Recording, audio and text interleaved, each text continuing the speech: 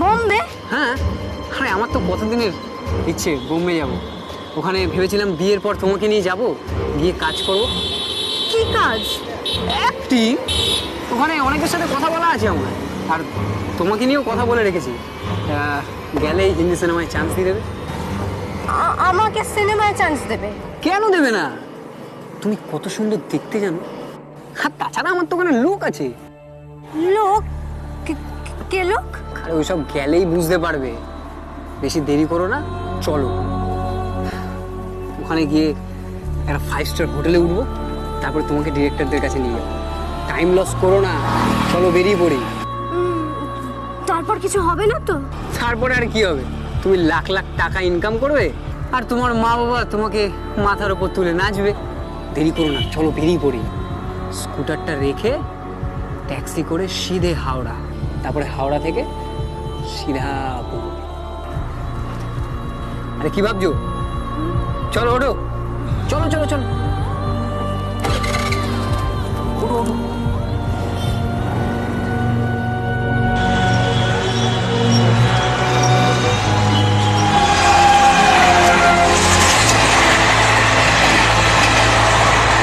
আরে না না, আরে মামা বাড়ি থেকে যে সকালবেলায় বেরিয়েছে।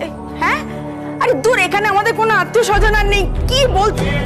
এই দাঁড়া দাঁড়া, তোর ভুবন কাকা ফিরে এসেছে, আমি তোর সঙ্গে পরে কথা বলছি। কি গো, মেয়ের কোনো খোঁজ পেলে? না, আমি স্কুলে গেছিলাম, স্কুলেও যাই।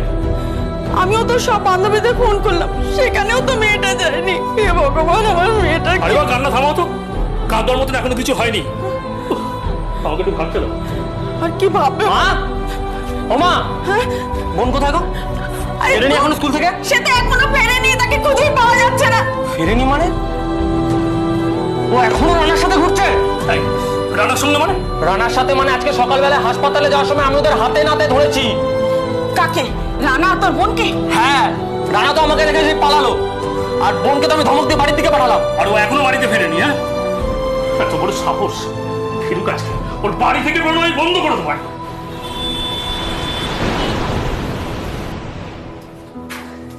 এই তো চলে এসছি, আর কোনো চিন্তা নেই। চলো চলো চলো চলো চলো, এবার স্নান খাওয়া দাওয়া করে রেস্ট নেবে। চলো না, বিকেলে বোম্বে দেখতে বেরোবো।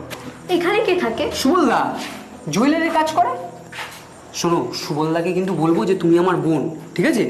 তুমি যে বলেছিলে হোটেলে উঠবে। উঠবো তো, এখন এখানে উঠি, তারপরে না হয় হোটেলে উঠবো, ঠিক আছে? যেটা বললাম সেটা যেন মাথায় থাকে, ঠিক আছে? আমি ডাকছি সুবলদাকে।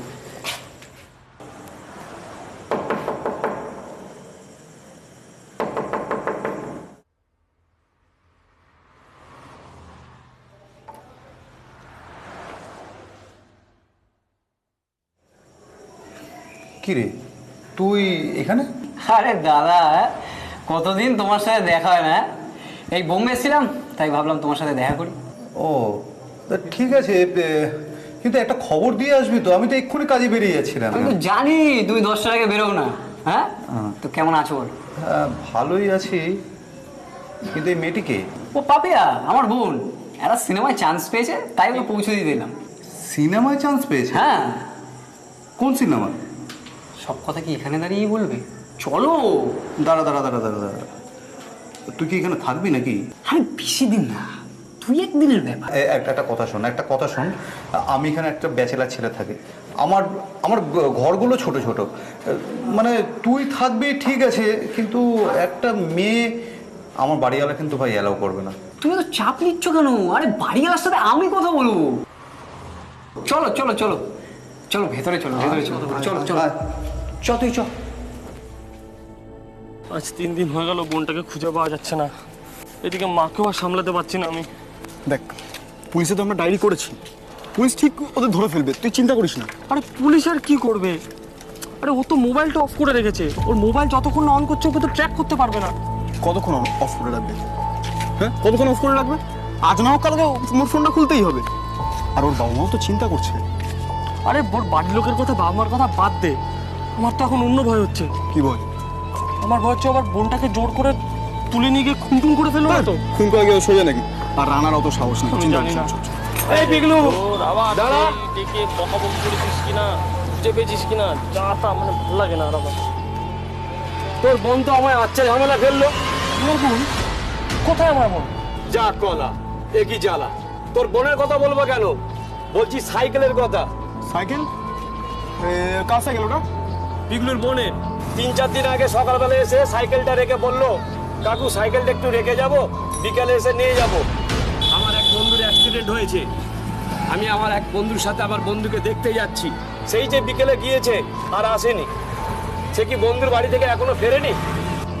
ঠিক আছে, কিছুক্ষণ পরে সে নিয়ে যাচ্ছে। হ্যাঁ এই শুনতে চল। আজ নিয়ে যাস কিন্তু। হ্যাঁ এসে নিয়ে যাবো কিছুক্ষণ পর। ব্যাপারটা কিছু বুঝলি? হ্যাঁ, তার মানে ও নিজেই এখানে সাইকেল রেখে রানার সাথে পালিয়েছে। না শুধু এটা নয়, ও এখানে সাইকেলটা রেখে রানার সঙ্গে নিজের ইচ্ছায় পালিয়েছে। ও জানতো বাড়িতে ঝামেলা হবে, সেই জন্যই ওই কাজটা করছে। ওবার পালিয়ে বিয়ে ঠিক করবে না তো? না না, ওটা নিয়ে চিন্তা করিস না, কারণ বিয়ে করলে রানাই ফাঁসবে। এখনো তোর বোন নাবালিকা, এটা মাথায় রাখ। কিন্তু কিন্তু যদি অন্য কিছু করে? তোকে এখন অত চিন্তা করতে হবে না। চ থানা চ, খবরটা দিতে হবে এখন। চল।